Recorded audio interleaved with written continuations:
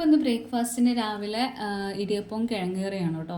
ഇടിയപ്പം അല്ലെങ്കിൽ നൂൽപുട്ട് എന്നൊക്കെ പറയും. എൻ്റെ നാട്ടിലൊക്കെ നൂൽപുട്ട് എന്നാണ് പറഞ്ഞിരുന്നത്. അപ്പോൾ അതിന് വേണ്ടി ഒരു കപ്പ് പൊടി എടുത്തു. നമ്മൾ വാങ്ങുന്ന പൊടിയാണ് കേട്ടോ, പാക്ക്ഡ് പൊടി എടുത്തു, അരിപ്പൊടി.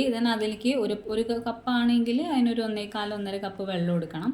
ഞാൻ അതിൽ വെള്ളം എടുത്തിട്ട് കുറച്ച് കുറഞ്ഞിട്ടുണ്ട്.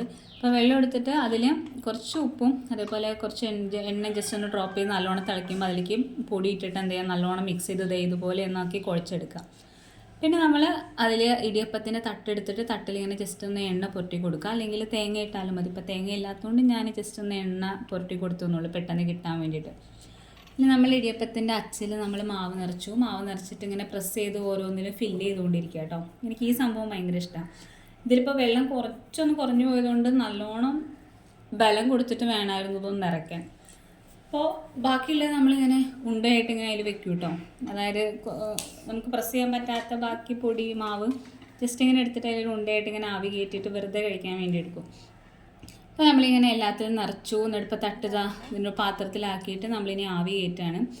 ഒരു 10-15 മിനിറ്റ് അത്രയ്ക്ക് തന്നെ ഉണ്ടാവുള്ളൂ. അതിൻ്റെ ഉള്ളിൽ തന്നെ എന്തായിരിക്കും, നമ്മൾ നല്ലോണം വെന്തിട്ടുണ്ടായിരിക്കും. ഇപ്പോൾ ആവിയൊക്കെ നന്നായിട്ട് പറക്കുന്നുണ്ട്. ഇനി നമ്മളുടെ കറിക്ക് വേണ്ട സാധനങ്ങളൊക്കെ അരിഞ്ഞ് വെച്ചിട്ടുണ്ടായിരുന്നു. ആദ്യം കടുക് പൊട്ടിച്ച് എണ്ണ ഇട്ടിട്ട് കടുക് പൊട്ടിച്ച് അതിലേക്ക് ഇഞ്ചി വെളുത്തുള്ളി പേസ്റ്റും പിന്നെ സവാളയും പച്ചമുളകും ഇട്ട് നല്ലോണം വഴറ്റി, പിന്നെ അതിലേക്ക് ഉരുളക്കിഴങ്ങും കുറച്ച് ക്യാരറ്റും കൂടി ഇട്ടിട്ട് നല്ലോണം ഒന്ന് വഴറ്റിയിട്ട് കുറച്ച് ഉപ്പും കുറച്ച് മഞ്ഞൾപ്പൊടിയും പിന്നെ കുറച്ച് വെള്ളം ഇട്ടൊന്ന് 4 വിസിലൊക്കെ അടുപ്പിച്ചെടുത്തു കേട്ടോ. അപ്പോഴേക്കും തന്നെ കറി ആയിട്ടുണ്ടാവും. ഉടഞ്ഞിട്ടില്ലെങ്കിൽ ഒന്നുകൂടി ജസ്റ്റ് പ്രസ് ചെയ്ത് ഉടച്ചാൽ മതി. പിന്നെ ആ സമയം കൊണ്ട് നമ്മൾ ചായ ഉണ്ടാക്കി. എന്നിട്ട് നമ്മളിനിയിപ്പോൾ നൂൽപുട്ടും കിഴങ്ങ് കറിയും കഴിക്കുകയാണ്. ടേസ്റ്റ് ഉണ്ടായിരുന്നു, നല്ല ടേസ്റ്റ് ഉണ്ടായിരുന്നു കേട്ടോ.